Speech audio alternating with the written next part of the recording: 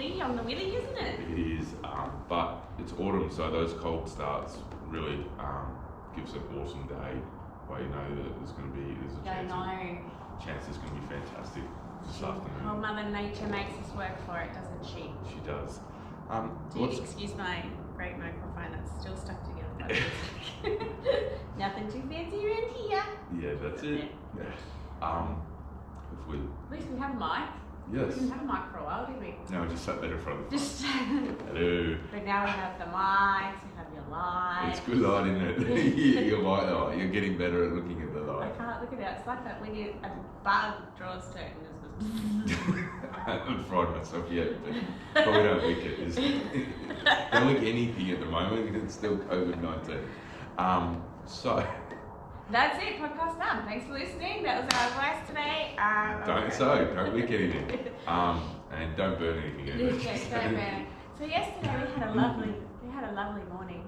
Yes. Actually, Sophie wasn't sitting still in her chair. For those who I've spoken to about homeschooling, learning, you would understand. And Izzy, I was around 10:30 and Izzy walks in. So Mum, very casually. Which is Isabel, 10 to 10. So Mum, I thought she was going to ask me if she could play Lego or if she could. She said, is there meant to be flames coming out of our rubbish bin? I'm like, I'm not going to tell you what I said. I think I can guess. I think the punters at home can probably guess too. And then I went running out and our wheelie bin was on fire. Yeah, sorry about that. So there's a really clear instruction that's printed on all of the wheelie bins that says do not put hot ash or coals in the bin. And so we had a fire on Sunday night, which was a really lovely sort of way to end the weekend. And yesterday I touched the coals, I was cold to touch, and I put them into the green waste, which apparently you're not supposed to do. You're supposed to bag them and put them into the red bin. Such a day of learning. So I learned that as well. But they were obviously still warm on the inside because even though I touched them and they were cold to the touch, they were still burning away, and then they decided to burn all of the leaves and grass clippings that were in the green waste bin. So yeah, I got a very passionate call whilst I was at work yesterday saying that you nearly burnt the house down, which is actually not that far from the truth. So we did melt some bins, so we've got some new bins on the way. But it was. I thought we could have done with some new bins anyway. That was starting to smell a bit funny. Yeah, I was swapping with somebody else's. But so the moral of the story is read the instructions on the front of the bin. And yeah, you're supposed to put them in a bag and then put them in the red bin, not put them in the organic waste. And as we Izzy's like, should I call the CFA, Mum? Should I call the fire brigade? I'm like, no, Dad treats the captain of the CFA.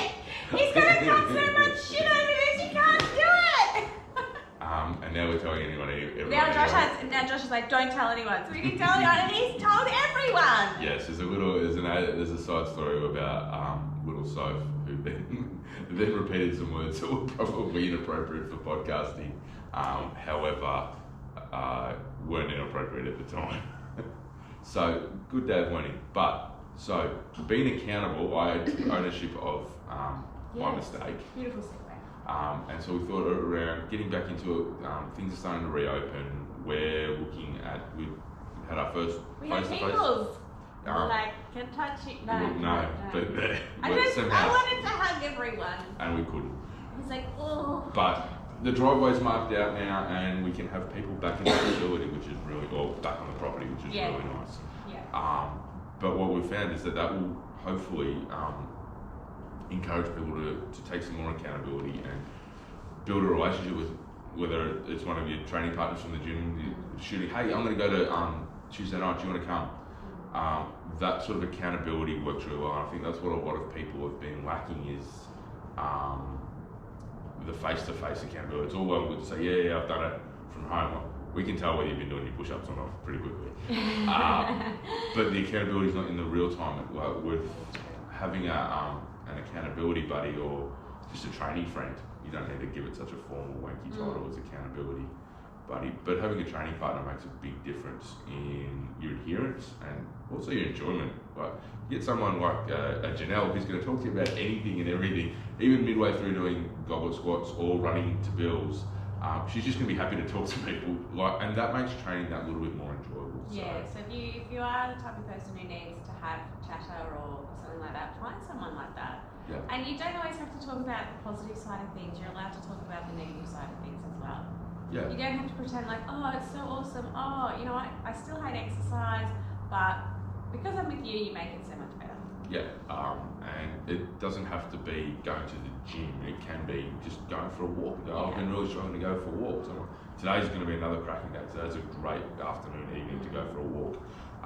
But get home and go, right, I'm going to send a message and say, hey, how about we go for a walk down to the park and back? Yeah. Is a great movement activity. I get that vitamin D in, training outside, it's enjoyable.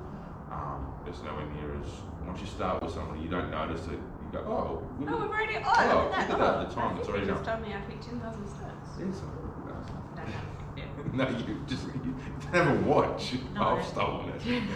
Thank you, Garmin. Don't chase me. So yeah, we just thought that one of the ways to get back into movement is to find a training partner or group Buddy is up. back, and so you can And connect the group. that's part of the reason why we offer small group personal training is for people who need that extra accountability. Yeah, more so than just from their trainer, but from their training partners as Yeah. well. So To build that community, have some support. and some Just fun. like I'm your fire buddy, spotting. No, that's Izzy. Izzy was the spotter, you were the extinguisher. Yeah. Interesting. And that's the last we're going to talk about the bin. No doubt it. Probably not. You're still bringing up how you turned her white pajamas grey. Yeah, that was 2 How years did ago. that happen a couple of years ago? So this may go on for a while. Are you prepared? Not really.